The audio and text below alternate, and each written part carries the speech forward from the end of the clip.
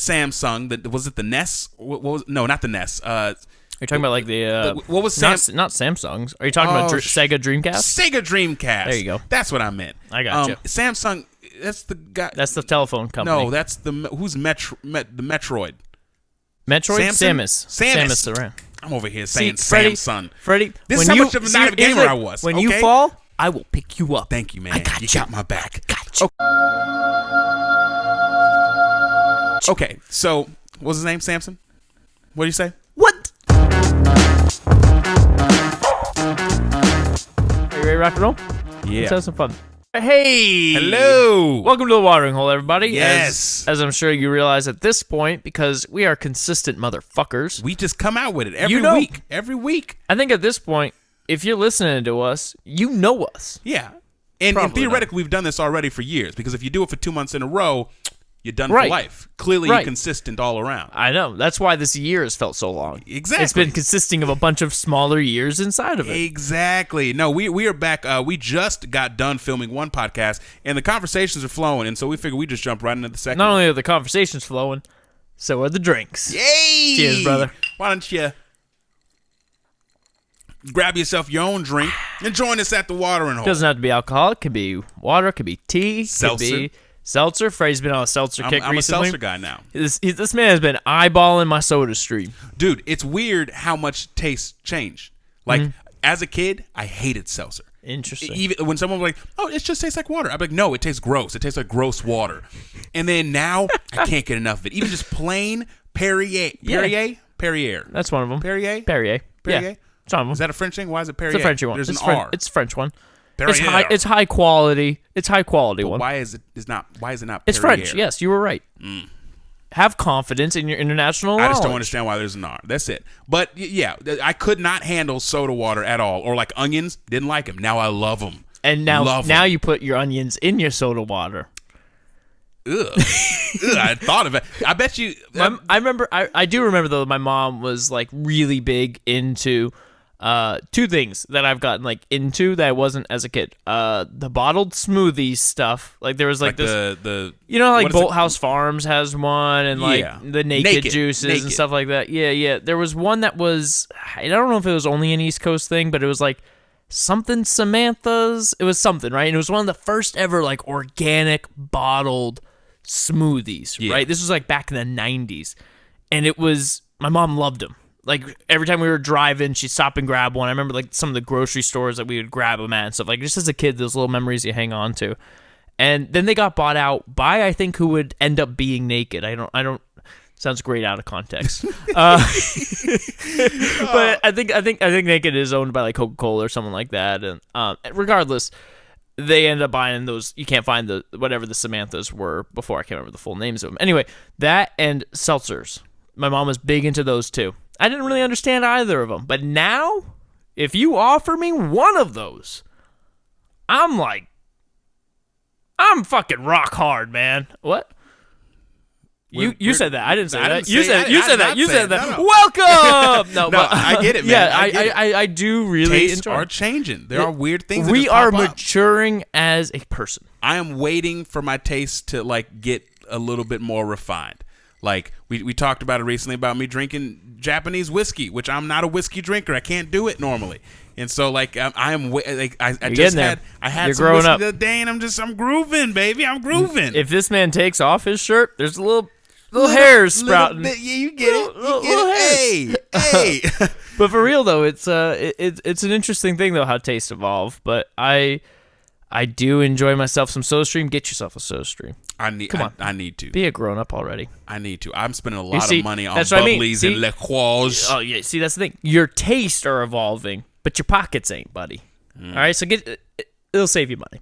Regardless, this is the Watering Hole. So whatever you are drinking, join us and embark on a journey with us. Conversation will ensue upon beverage. I was a little curious though because right now it's early November, mid-November, a little late mid-November. Getting around to that Thanksgiving time. Yes, we are. Everyone's got to go see their families and stuff like that. Obviously, we do have, Freddie and I are slight gamers. We're not big into it. We used to be bigger when we were younger. Now we don't got time. You know. That joke? You making fat jokes over there? I'm sensitive. Guys, I am struggling over here. Get me a new co-host, please. Yes, we are slight gamers. But and so obviously we have the new batch of consoles, the PS5 and the Xbox Series X. Are you leaning towards any one of them at all, or are you just like, I don't really give a shit until the price goes down? Look, I have actually never been someone who gets the consoles as they come out. Okay. And that ain't because of any like stance or anything like that. Normally my pockets just don't go, I can spend $500 on a console because I don't game enough. The truth is I really don't game enough. Now I enjoy playing video games, but I just don't do it enough for me to justify the getting $500 gaming system when the main thing I use on my Xbox is the apps, the YouTube, the Prime. Really? Yeah, that's the main reason I use my Xbox. So once the Xbox 360 started, remember when the Xbox 360 came out with apps? And it was like, whoa. It was crazy. It was like, whoa. Yeah, I remember when I got the Xbox One, it was because my Xbox 360 stopped working with the internet. And because of that, I was living with my best friend Nathan, living in his parents' house, and I couldn't watch Netflix or anything because that's how I watched it. So I got an Xbox One. How much was it for you? Oh, at the time, I bought it like a year after it came out. I think it cost me like $300 or something like that. $354, whatever it was. So you bought at least, bare minimum, a $300 Netflix viewing console. And YouTube. Don't shortchange me. Don't shortchange me. Well, what's so funny about if we're going to get into like actual like gamer nerd stuff, I'm always a big fan of like how businesses try to course correct. Xbox completely fucked up with the Xbox One because of how successful the 360 was at apps. Because at the time, all the apps were the new thing.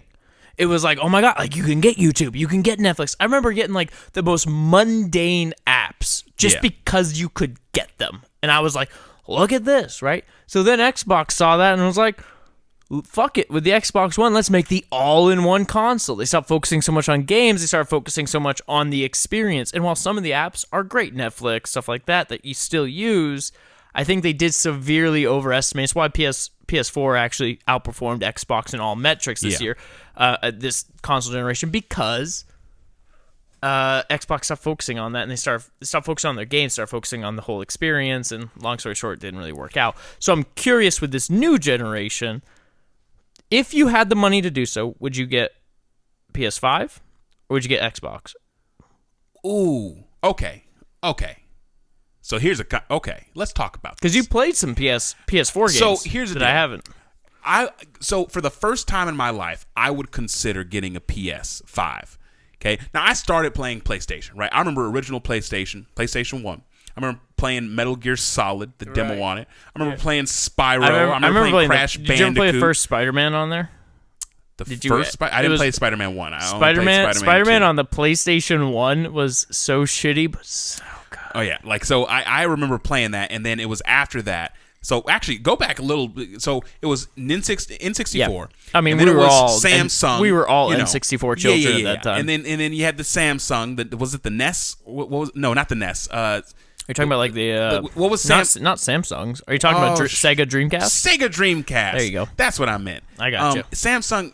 That's the guy. That's the telephone company. No, that's the who's the Metroid.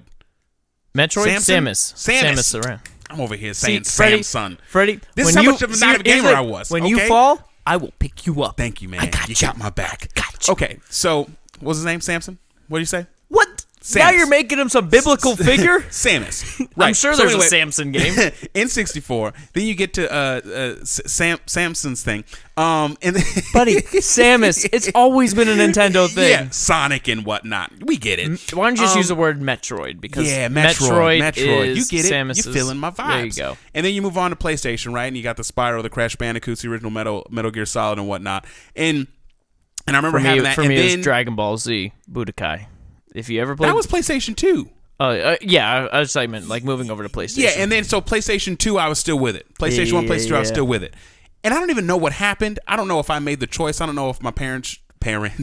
because I don't have two of them. Yeah, but you imagined you had two. I imagined. Daddy would walk through the halls, and I'm like, Daddy! And then he wouldn't be there. Like, and then someone would be hanging out with your mom, and they'd be like, what's wrong with him? Just ignore him. He's like, Daddy! Christmas morning, I wake up an hour before everyone else just so I could pretend I had a full family, and like they were both just sleeping, and then when she came out alone, the dream died. So I had to wake up an hour earlier just so I could pretend. You had an hour of fucking heaven, they're buddy. They're going to come out here, I'm going to open all the presents. God. And my mom would come out, and I'm like, oh, here it comes. You're like, it's a Christmas miracle. And then he wouldn't come out. He wouldn't come out at all. Maybe next year. Father, please come back. Papa. Yeah, so I don't know what made the switch happen, but I ended up going to Xbox, and I never really looked back ever since. Xbox was great to me, and I played most of my games on Xbox. Fast forward. I'm going to give you a quick backstory for me as well. Yeah. Same exact thing. N64 growing up, Smash Brothers, Mario Kart, murdered it. My brother had all Mario 64. Yeah, my brother had his older friends, and they all played that, and I was like, this is how I can hang out with the cool kids, right? Because if I'm better than them at this game, they'll accept me in the group. No, they just fucking pissed and stopped playing N64 in general because I would beat them. How dare you? And they're like, my fucking 6-year-old brothers beating me. We're just done playing N64. We're doing skateboarding now, right? So that's like, I started getting into there, all that shit. And then PlayStation 2, my father had gotten us a PlayStation 2, and I remember we got, again, the Dragon Ball Z game, and my dad and everyone. I loved Budokai. Everyone at the time was like, these graphics are so realistic. I was like, that was the Shadow Cell stuff, right? No, that was Budokai 2. Shades, yes, Budokai 2? The shade selling was Budokai 2 and Budokai 3. But the first one was kind of like just like 3D animation type style. And I'll never forget any of the PlayStation 2 games. It was like, this is so realistic. Like, this is like peak. This is as good as it gets. This is as good as graphics will ever get. And it was like, oh my God. And I remember then it was like, I went over to my buddy's house, and he had an Xbox. And that's when we played Halo. And that's where I just was like hooked, right? Halo was a big part of why Xbox took off. Huge part. And Halo, to this day, is still probably my favorite, right? And so when the time came for the new set of consoles, it was 360 that I won, because I wanted Halo 3. And I just never looked back from Xbox after that point. With online, because it dominated the market with the online and multiplayer and shit going on, that helped me. And obviously being able to have friends from far away and clans and like all this stuff like that. Xbox felt in this is just my opinion on this, but Xbox felt more community driven. Yeah, and like PlayStation caught up, but it took a bit for it to catch up. Yeah. And so for the people who were just ingrained in Xbox like us, it just like was enough for us to keep buying Xbox. Oh, yeah. And so it was like, okay. Yeah, so I just remember every generation, though, of consoles, like when we got the 360, same thing. I was playing like a sports game. My dad was like, this is as real as, like, he was like, this is so realistic. And it was just like everything happened. This is the peak of luxury. So then, I got the Xbox One. And I got like a PS3 way later on. I got for like $180 or something. Played like the PlayStation games I had missed out on. I did not get a PS4 this time, so I missed a lot of the games that you had got to test out when you went to a friend's house. So, and that's kind of that takes us catches us up on the question: am I going to choose Xbox or PS5? Right. This is the first time I'm considering PS5 because with PS4, what the PlayStation did right. Now, PlayStation is other than like the big ones like Call of Duty and whatnot, PlayStation seems to be. And this is a non-gamer's opinion. A person who plays games, but a non-gamer's opinion. Right, yeah. PlayStation seems to be more centered around telling like solo stories. Right. And PlayStation nailed it. That's where I think we were just talking about how Xbox was working on the multiplayer and all that stuff. Yeah. That's where I think Xbox started going wrong in a sense. Even though it's what hooked us into Xbox, I personally very rarely give a shit about multiplayer games at this point in my life. I very rarely like to get my ass kicked by some 8-year-old who has nothing better to do than play that game and call me a fucking cocksucker. As you're a 26-year-old playing the game with yeah, an 8-year-old and I'm like, calling you a cocksucker. Get on I hate it. You don't have to pay taxes yet. You're shit. I like to be able to enjoy stories. So I mostly play, if I do play consoles, it's RPGs and stuff like that. Yeah. Things I can get invested in the story in. And to be honest with you, Sony has just been doing a much better job at bringing those titles forward. Well, really, it feels like right now we have a combination of two mediums happening, right? I'm a big reader. I love reading a book. Okay, I love just sitting down and engulfing myself in a good fantasy book. That's my shit. And I feel like and I love movies, right? I love a good movie. And it feels like PS5, because I played the Spider-Man game, the newest Spider-Man game on PS5. Right. PS4.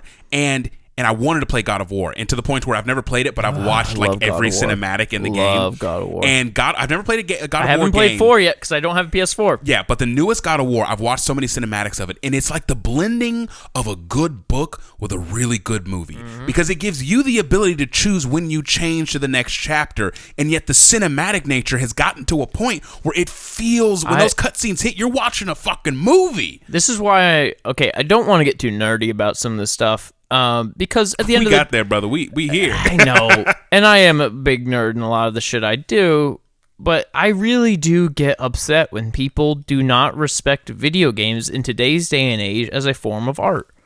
As if a novelist writing a book, if an animator making a Disney Pixar film, if an actor or a musician can all be called artists, then why can't a great video game with an immersive story, wonderful characters that teaches lessons about humanity and decisions and consequences, and the artist, and I do mean artists, who are coding all of that to visually create this story, why can we not call that an art? It really boils my blood, actually, because these people dedicate years of their lives. Just like any animator who made a Pixar movie dedicates years of their lives to that animation. Well, I think I have a theory on that. I think that the problem is, back in the day, when things would come out and they were all pixelated and whatnot, and the graphics weren't that great, even though our standards for graphics have changed, it really did feel like a lot of times you were just playing a game, and the level would come up and it'd tell you what your mission was, and you play the game. But it was actually pretty difficult to hold on to a story, because the moments that were cinematic weren't that cinematic by cinematic standards. And so I think my guess would be is that what happened was we would play the game and we'd get so engulfed in the content of the game, as in like what you physically have to do, press A, hit this, and like what you have to do in the level, that a lot of people didn't fully grasp the story. Well, you look at even like if we're going really far back, like Mario and shit, where it's like you're jumping on Goombas' heads and then you're no one ever really shells knew what was happening. You just knew that Peach was taken. You got to get to her. There wasn't like context. Anarchy. There wasn't layer. And so as the graphics got better and as the cinematic nature of these games got better, I feel like what happened is the storytelling abilities got better. And so there was an aspect of people want a story told to them. They don't want to make the decisions of the story. And now it's to a point to where you get to be interactive in it, but when the story part hits, it feels like you're getting a story. Speaking of great stories that, to me, that are great, that Xbox really did do well at, did you ever play the trilogy for Gears of War? No, man. I've played it, but I haven't, beaten the missions and whatnot. At the end of this, I'm going to show you a cutscene. You can call me a little bitch. You can call me a nerdy bitch. You cry? I tear up every time. Oh, you little bitch. So, for those who don't know, the story of Gears of War, as far as I remember, it's been a long time since I had played them, is that there is an alien race living underneath the Earth called the Locust race, and they're eventually going to uprise and try to take over the world, and it puts humanity at the brink. And obviously, a lot of people die. Earth has its own forces of people trying to fight back and all this stuff. And one of the characters, you have a main character, and he has a best friend. And over 3 games, probably 180 hours, or maybe not 180 hours, that's more RPG level, but over those 3 games, you spend maybe like 60 hours, let's say, invested in these characters. And the whole purpose that your best friend in this game is trying to do is find his wife that was separated from him. And he has belief that his wife is still alive, and she's still there. And in the third one, you find her. Like, you've been you know where she is.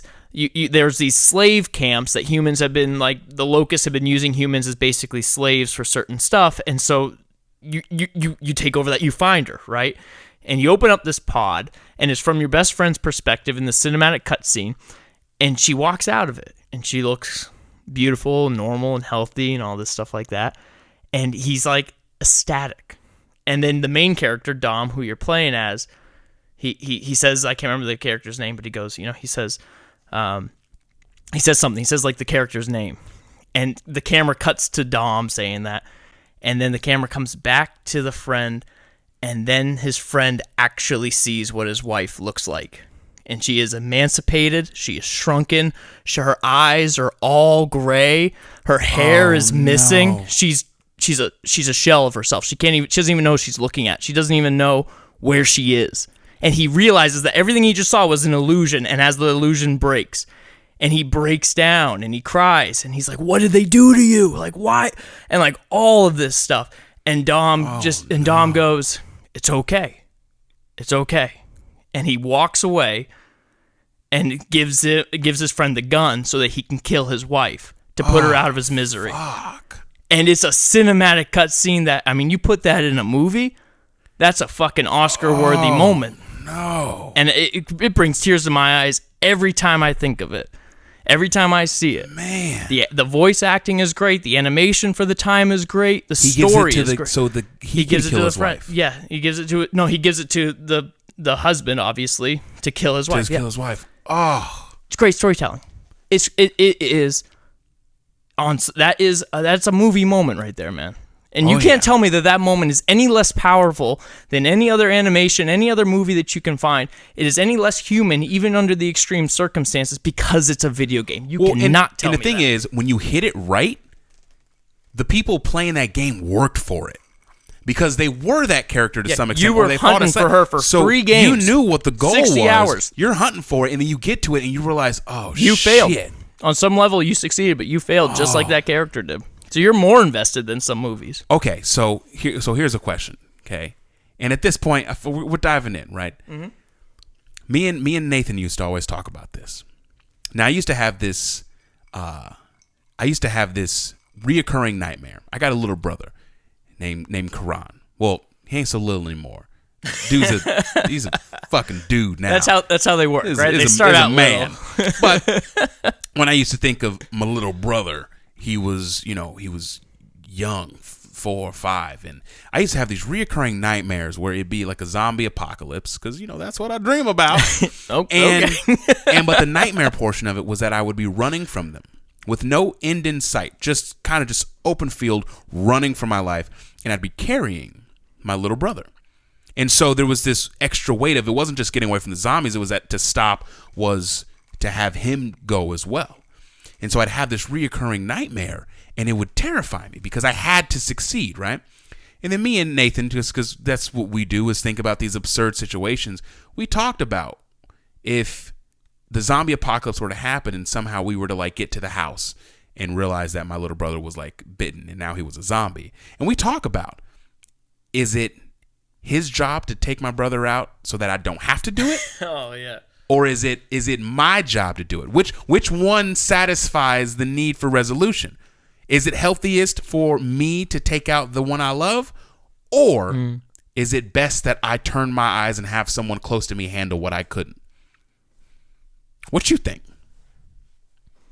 I think it depends on the person, one. I think at that point you would know closer to who this person is, which one would be healthier for them.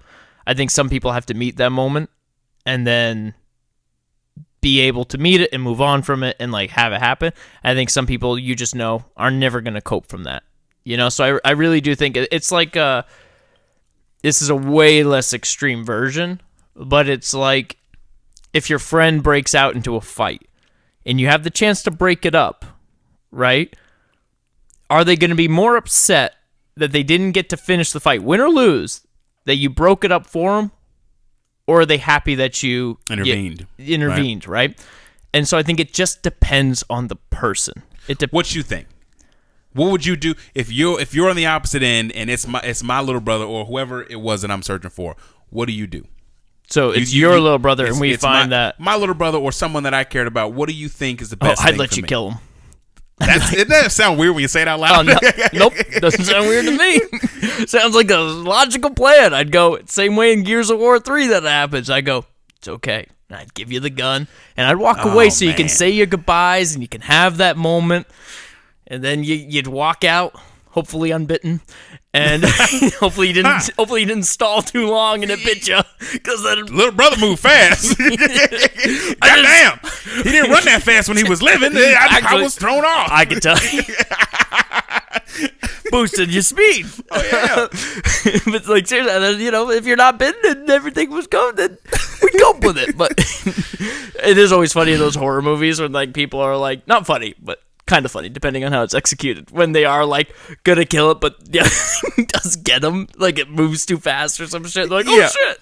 And as the audience member, you're like, just kill him, just do it. You're faster as a zombie. Just fucking kill him. Just come on, get it over with. I don't know, man. I to me, video games are these consoles.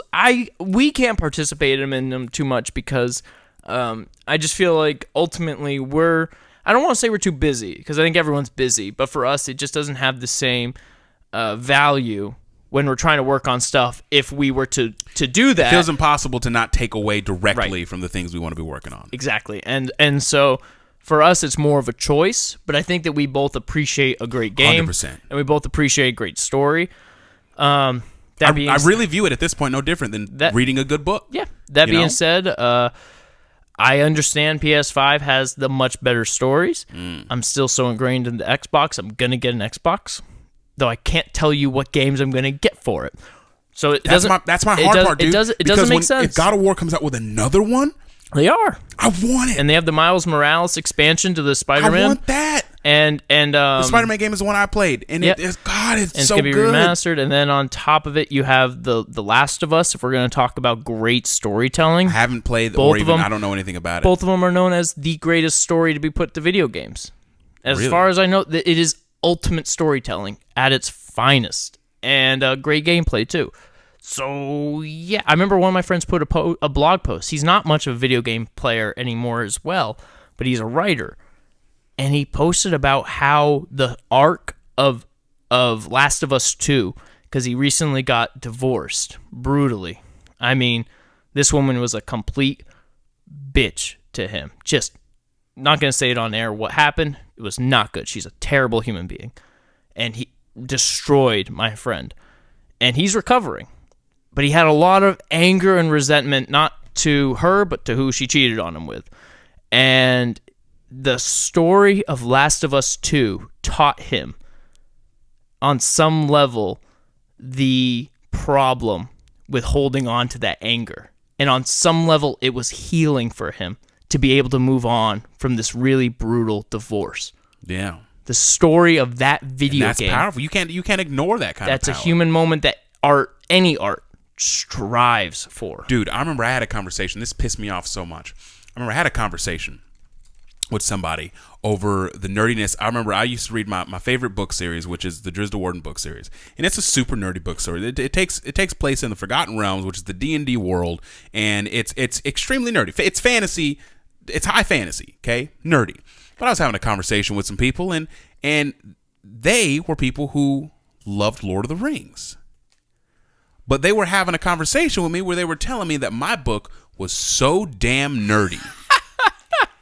And I said, but you like Lord of the Rings. Yeah. Like, well, that's mainstream. But that's cool. Yeah, that's cool. And I was like, what in the world? It's like our friend that we always talk about that, like, she wouldn't want to date a LARPer. She wouldn't want to date someone that, like, we were like, he's the most perfect human being in all aspects. He fulfills your needs in every way you can imagine. He is the perfect boyfriend. But was it if they played Magic? But every Saturday they LARP, which is getting dressed. For those who don't know, it's getting dressed up as fantastical characters and doing D&D, more live action in these costumes, and you're in the woods. But she was okay with him like playing Pokemon, right? She played Pokemon and stuff. No, she was a diehard Harry Potter fan. There it was. I went over to her apartment, and at the time of her apartment, and we both love this chick, so we're not harping on her. But at the time you of her are apartment, great. We love you and miss you. And her whole apartment was decked out in Harry Potter gear. I'm talking shelves. A little boy who entered a magical world of wizards and witches. Yes, and I was like, but LARPing is not okay. Just as nerdy. And you're telling me you wouldn't date a man who is perfect in all aspects, but he LARPs maybe every Saturday morning. Not even the full day, just every Saturday morning. Yeah, and it wasn't, I'm pretty sure we clarified. Even if he didn't expect you to come,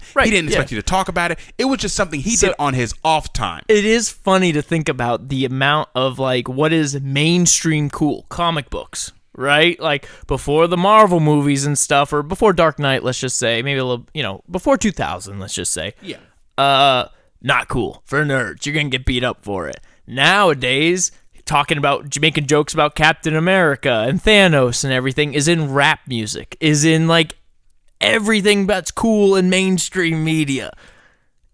And so it's funny to me to think about, like, we can like this nerd shit because it's mainstream. Lord of the Rings, it won Oscars, then, like, oh, you like D&D and certain video games. It blew my mind, dude, because I was like, it has all the same things. I was like, it has the elves, it has the dwarves, it has the dragons. I was like, literally everything in my world can be transplanted into this world. They're the same kinds of worlds, but mine's is nerdy and yours is okay. I was like, how dare you? I think whatever stimulates your imagination, whatever, especially as an artist, as an actor, even as a musician, but as a writer, as anything that stimulates your imagination to thinking outside of what is current reality can only benefit your creativity. Because reality is what people deal with every day. And even the best films and TV shows that are about reality are a heightened theatrical version of events that would happen. They are entertainment at their core that teaches us lessons. And so anything, if you were to just only give a shit about reality, it'd be fucking dull and boring. So anything that can stimulate your imagination, that gets your heart beating fast to think about, oh, that'd be fun, or that'd be cool, that can only benefit you, not just in your life, but in your creativity. If that's video games, do that. If that's Driscoll Warden, do that. If that's Harry Potter, do that. If that's LARPing, I D&D every Wednesday. I fucking love it. And as an actor sense, I get to play as a certain character for 4 hours every Wednesday. Not many actors get to say that, especially during the times of COVID. So great. And the problem is, that idea, so pretty much what we're talking about here is storytelling, right? We're talking about the many ways to tell a story. Right. And although we're coming at it from a gamer perspective, a nerd perspective, this extends to a lot of ways. What people don't appreciate a lot is that, like, rap, for instance. I remember I listened to Ben Shapiro breaking down rap, and he pretty much was like, it's not, not music. And then he went to break down WAP. Was that when he wrote down WAP? It wasn't the same thing, but he was talking about how his problems with rap is like, my father was a classical musician, and I play violin, and there's all these this, that, and it was bullshit, right? Because rap and hip hop, it's music, right? And more importantly, it's storytelling. And people look at that stuff, and I know there's some garbage shit out there, but the fact is, it's storytelling. Here's the thing: people tend to have their own opinion about what is a story and how do you tell it, and in the confines in which they use are arbitrary as fuck. Especially when they're like pompous, like classical, like classical. Here's the thing: I am partially a musician. You are much more of a musician than I am. We both have immense respect for musicians of all types. I'm not going to sit here and harp and shit on classical violin or classical, let's say Beethoven or anything like that. Obviously, they are great. But if I'm thinking of storytelling, you know how much I love J. Cole. I am a J. Cole diehard fan. The amount of storytelling that man puts into his song in one song is more storytelling than I get out of a Beethoven song. Exactly. Here's the thing, going back to the imagination. If I want to get a story out of Beethoven, I have to listen to Beethoven and create the story. I have to create the moments and that follow along with the music. If I'm listening to J. Cole or any other type of rap that I really enjoy that tells a story, I don't have to create it. The story's in the lyrics. Oh, yeah. I just listen, baby. Oh yeah, people don't get communication is what is heard, not what is said. Okay, and there's plenty of ways to hear something. And so we're not shitting on any platform or any medium. No. The point is that you can't shit on any platform or any medium. And then proclaim this medium is a better platform. Movies aren't better than games. Right. Games aren't better than books. All of them are just, it matters on who you are and how you receive it. If I was talking to Ben Shapiro and he tried to tell me that, it's not classical violin, I say, yeah, it's not classical violin, but if that works for you, then that works for you. Exactly. It's true. There's so many people who will look at classical music and be like, okay, it sounds pretty, but like, what's the story? And there's other people who listen to it and they're like ingrained in it, and they're just feeling the ebbs and flows, and that's okay. All of that is okay. But to come from like a point of, because I like this other art form is looked down upon, it's honestly what is wrong with almost a lot of areas of society. You can look at that from anything, from that vantage point of, because I like this, now everything else that revolves somewhat in this field is worse. And that you can't, what we need to do is start appreciating everyone for all of their interests. Whatever makes you tick that does not harm another human being. Oh, yeah. And, okay, let me be clear. And I think both of us can say this. We have to focus on that as well. There's plenty of times where I find myself having to be like, I'm fucking perfect. You perfect? You perfect? Yes. Sorry, I didn't get the memo. Well, that's on you, because I'm perfect. I gave you the memo. I know that I deal with it all the time, where I have to remind myself, like, this thing I'm judging, it's okay.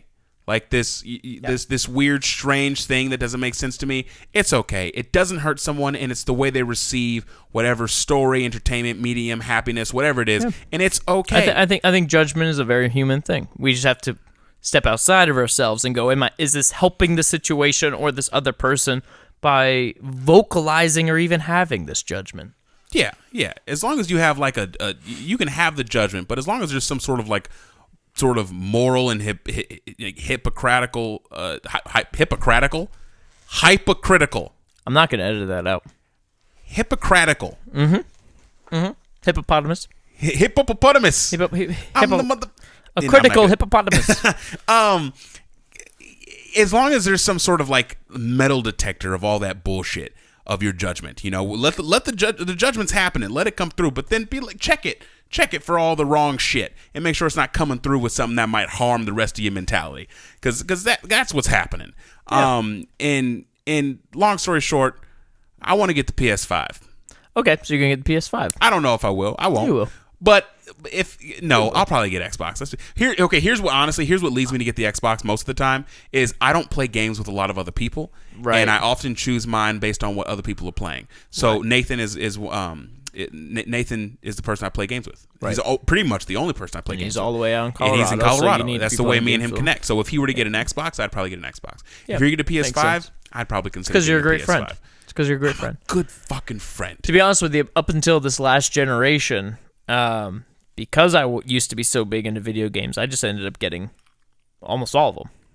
Like at the time, like I had a PS2, I had a 360, and I had a Nintendo Wii at the time of that. I had an N64. The Wii. I had an Xbox. I did not have a PS1 officially. I did not own it. I had friends that did. And like I think I wouldn't get them all the same release day, spending $500. I'd usually get one, and then a couple of years down the road, because these consoles will last for 7 years or so. So maybe 2 or 3 years in, I'd get one for a really cheap deal, et cetera, et cetera. And so I wouldn't be surprised. I mean, I have a Nintendo Switch now. I'm probably going to get one of them soonish, most likely. And then after that, maybe a couple days. I don't know. We'll see. Maybe, because I really do want to play a lot of the games on the PS5. Since they're all backwards compatible, if I get the PS5, then I'm able to play the ones I missed on the PS4. So, I don't know. I'm going to have to come over here and play something. Buddy, whichever one I get, we are definitely going to go. Dude, you know what I'm most excited about? Replaying some of my Xbox games that had insane load times. Like Fallout 4 and like Outer Worlds, you'd spend 2 minutes just loading a screen. Apparently, those same load screens on like the new consoles take like 10 seconds. That's awesome. Orgasmic to me. That is like the idea of like I can sit down and I don't have to like, I used to have like my phone on my chest, so I'd be like playing load screen and I would be on like Instagram or something for 2 minutes and then, oh, okay, I'm in the world. Just being like a seamless baby. Dude, me and I have a very, very fond memories of me and my cousins. We'd get together. And there might be some questions on whether or not this was a good decision by my mother, but for some reason at a young age she let us play Grand Theft Auto, and so I remember like getting Grand Theft Auto 3 was our first introduction to it, and then there was like Grand Theft Auto Grove Street. Do you remember this quote? Because my friends always said this whenever we drove, like we were out of town coming into town in Hiram. From Grand Theft Auto 3, San Andreas, Grove Street. I didn't play San Andreas. Damn it. Because he always used to go, whenever you'd walk around, eventually, you know how you just like say random shit? He'd go, Grove Street, home. At least it was before I fucked everything up. So all my friends would just be like randomly be driving into town, and like you'd get into Hiram, and someone like would go, Grove Street, home. Nice. At least it was before I fucked everything No, Vice City was one of the biggest ones we played. Okay. And I remember we would have so much fun going through the story, but we would switch off playing. It was a first, one person can play at a time, and we would switch off being like just handing the controller, but then the other person was still there for the experiencing everything happening and helping make the decision. Is like, no, do this, right. do that. I did the same thing when my friend got Fear. Okay, I went over to his house. Now we completely dark room. We're sitting there. We'd give the controller back and forth, and we'd be like, okay, we're going through this together. And then something would happen, and I'd be like, go, do this. And he'd have the controller, and he'd be fucking panicking and just switching everything around. Right. And so we would do that. And part of me is like, I kind of want to like maybe experiment with going back to that. Like if you end up getting the PS5, right? Maybe like get the God of War or whatever, and just see what it's like. Just like, okay, you play this level, I'll play the next level, but we're both there experiencing the same story. Speaking of how... This is just how far it's come where I don't want to be online anymore, right? Grand Theft Auto 5, played that whole game through a couple of times. They've invested heavily in Grand Theft Auto Online from there. I have not played 1 second of Grand Theft Auto Online because I don't want to be in Grand Theft Auto with other people causing hell. That's true. It is pretty good, though. I'm not going to lie. I've played it. It is pretty good. I want to be the only one that's causing hell. I want all you to be computer players that I got beat the crap out of and not worry about you killing me. Yes. There are some aspects of... There are just some assholes in Grand Theft Auto 5 like, who will just roll down the street and just kill you for no reason. It does not sound fun to me. I'm just like, you know what? I want to be in control. It's really just a seeking of power. That's really all it is. I get it. That's all it is. But with that, at the end of the day, I mean, I can't wait to get one, and hopefully we'll see what comes. But I do hope, to wrap this up, that as time goes on, and I really do think that it is, now that video games have their own professional leagues, and those are actually making money, and streamers are becoming more of an actual entertainment medium, I do hope that video games start to get at least a little bit more respect of an art form. I think I hope that, but I think the video games are getting more of that. I think video game releases are huge now, and like the response to God of War and the response to Spider-Man, like I think they're getting. I hope is that there's just an evening out of just accepting that other mediums can provide the same quality, even though they're extremely different from what you are used to. That's the big thing, is if we're looking at a societal thing, is just understanding that everything has value. The value is ultimately placed on the individual who experiences that thing. And you, as an outside individual, cannot diminish, or should not diminish, because I guess you can try, but you should not diminish what gives other people value and happiness in this very tough world at times. Oh, yeah. And I think if we had less of that judgment about many different subjects, if we had less of that judgment, and as long as that activity is not hurting another human being, we would ultimately be a much happier place. Oh, yeah. Imagine just for a second, just to give it some emotional context, imagine if someone was struggling with this life that they're living, right? Mm-hmm. Everything that they have to deal with in life is just beaten down on them. They are overwhelmed by what they're going through. And they find a release in something that's innocent, that doesn't harm anyone else, but it brings them profound joy and allows them to look at the rest of life and go, you know what? I can truck on through. Imagine if that one person has to experience you adding on not only to the life that seems to be beating them down, but then trying to diminish the one thing that brings them happiness, trying to snuff out the one fire giving them warmth. It is so ridiculously selfish, it's short-sighted, and it's quite honestly a bit cruel. And I think that ultimately we have to understand and appreciate how everyone receives their happiness and understands the storytelling that they get. Absolutely. So with this holiday season, don't shit on anyone's dreams. Don't do it. Be thankful, mother. Like and subscribe. Hang out, and thanks for joining us at the watering hole, you guys. Cheers. Cheers.